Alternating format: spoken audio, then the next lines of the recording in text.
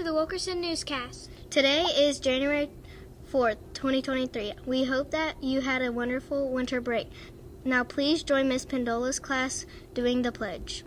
I pledge allegiance to the flag of the United States of America and to the republic for which it stands, one nation, under God, indivisible, with liberty and justice for all.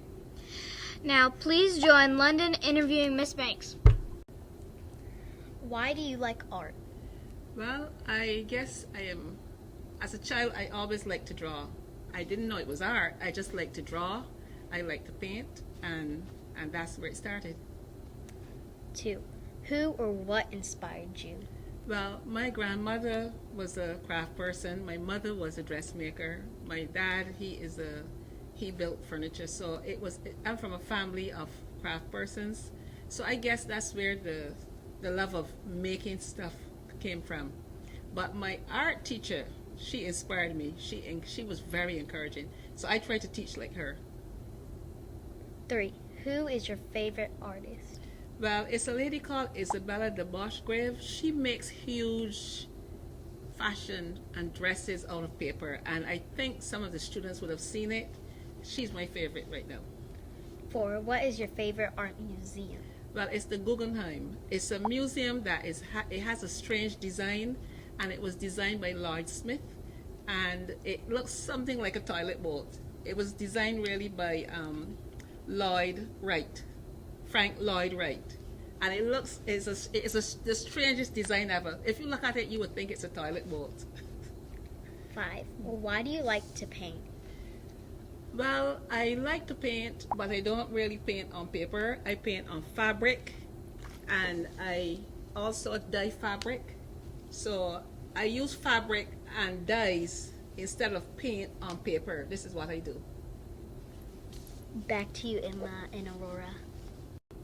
Please join Naomi interviewing the PTA reflection contestants, which is Wendell, Ansley, and Dominic. Tell us about the contest that you entered. I entered the 15th district. It's kind of like an art awards where they do art, poetry, and multiple different things. And they'll give you a ribbon to show if you got an award of excellence or award of merit. What was the topic of your poem? The topic of my poem was adoption. Why did you choose that topic? I chose that topic because I was adopted and I wanted people to know about that. What was the hardest part of writing the poem? It was probably trying to think back to what it was like being adopted and then having to talk it out with Miss Banks so she could type it out for me. Okay.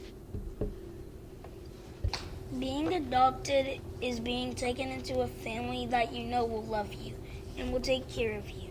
It gives you an opportunity to do different types of things involved in sports, look after nature, like animals. Adoption is good because when you're adopted, you have new opportunities. I got adopted and now I'm an only child. If I was not an only child, I wouldn't have the opportunities I have now. I wish for other kids who need homes for them to, or the homeless kids who need love, that they will be adopted, loved, and cared for in a new home. When I grow up, I want to adopt a kid because I know what it is to be adopted and what it does for you. I want other kids to have that chance. That's why I'm showing my voice on adoption, for other kids to have the opportunity like it benefited me by giving me a good family. Hi, I'm here with Dominic, and I'm going to be asking you some questions.